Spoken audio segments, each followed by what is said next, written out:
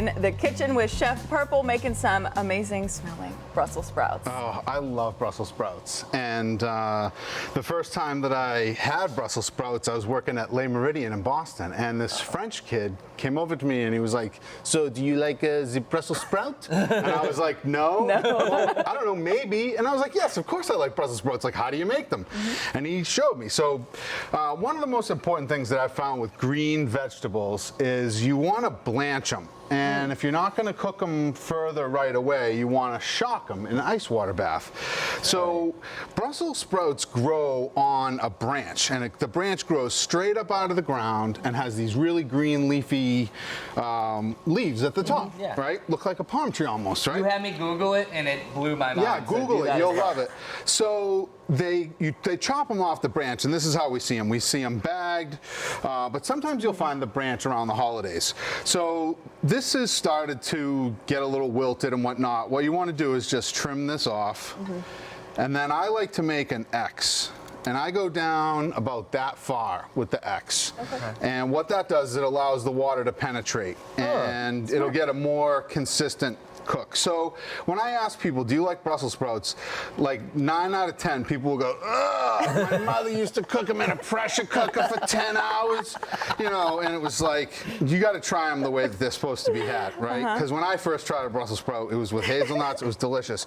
So big pot blanching, get a big pot of water. What is blanching? So it's put it in the cold. Yeah, so basically what it is with green leafy vegetables like broccoli, Brussels sprouts, cabbage, there's a thin gaseous layer right under the surface.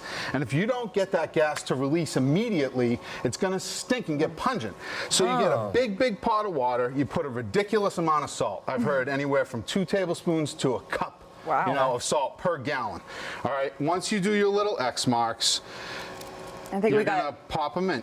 Yeah. Yep. So then you put them in, and then you put them in some cold water. You don't want the water to boil, to lose the boil. Right. You want it to remain boiling. And then you don't leave them plain and unseasoned, do you? What do we put on top of them? I use a little bit of roasted garlic and onion. Yummy. And then what I do is a little bit of butter, whole butter, some hazelnuts, sprinkle those guys in there. So after they're blanched, you put them in here, and yeah, because I like to cook them right away. Yeah. Especially if I'm having a party or something. A little bit of the hazelnut, the brown butter.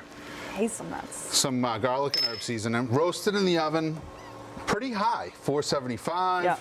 Get them going. And then you can drizzle a little bit of maple syrup after they're done. And that's After what I've done for you guys. So that I've never heard of. I love that touch. Was that a you touch? Did you come up with that, or was it your? One of my clients, we were planning a menu, and she was like, "I'd love to have some roasted Brussels." Oh, I said I roast them with hazelnuts and some seasoning, brown butter, and she was like, "Oh, I love that. I drizzle maple syrup on it," and I was like, "Oh man!" And there's enough spots around town that you can get some good maple syrup. What's incredible about that, the whole blanching process, is one thing I don't like about Brussels sprouts, because I feel like my kitchen smells like a foot for the next day. Yeah, no, This for real. is It amazing. smells actually great in here. It does. And they're quite hot. I know, I'm scared when I put it in my mouth and So burn my one mouth. thing with big pot blanching too, that what you can do is you can use this water. You would want to start with your less flavorful, your less pungent vegetables like green beans.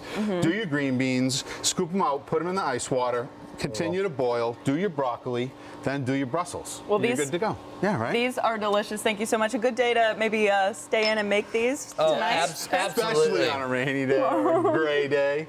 It'll be perfect for the overnight, great for dinner, but hey, Chef Ross Purple, thanks for coming in. Always a pleasure. He'll be back later next month, making a great Saturday.